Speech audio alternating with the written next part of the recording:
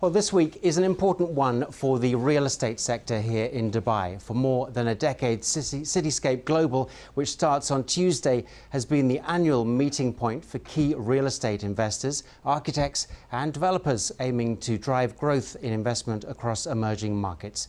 Chris Johnson is Regional Managing Principal of Gensler and is described as the creative force behind a number of flagship projects in the region, including the famous Gate building at the entrance to Dubai International Financial Centre.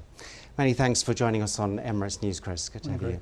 So, what went into, building the planning and building of infrastructure like DIFC and the Gate? I mean, it must have been an incredible task. It was an incredible task, and it was a team of engineers, architects, planners, landscape architects who all came together to create that one vision, which was the beginning of a new financial model for the world, effectively.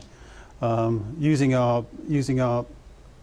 from the past, present, and the future conversation in Dubai, which says the World Trade Center was the past, through the Emirates Towers, and then through the Gate into the future of Dubai as a financial centre for the world.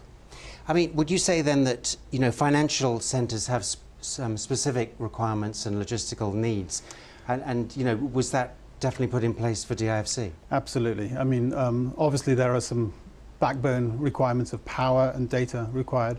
But the one thing that was critical to the financial success of the DIFC was bringing the people together. I mean, Dubai is a great marketplace where people come together and trade, and we wanted to encourage that in DIFC. So we actually took the roads and the parking away from the people, but the buildings closer from the people, and really to create that business hub of frenzied activity around the buildings and on the base of the buildings.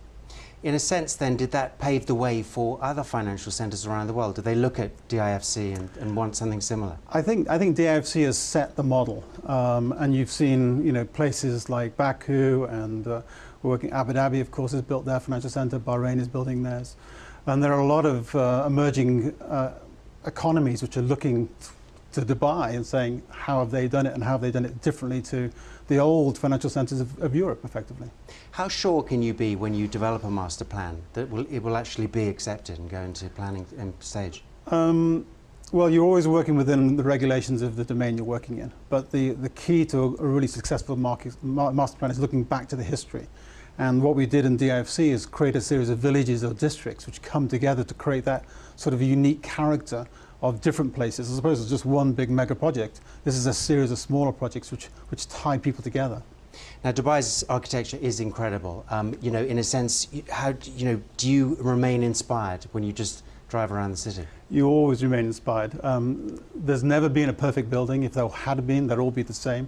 So you look towards, again, the history, the culture of the place you're in, and then the people. And the people really are the ones which can spark that creativity. That's what keeps you excited in architecture and what we do. Chris Johnson, thank you very much. Thank you. Thanks.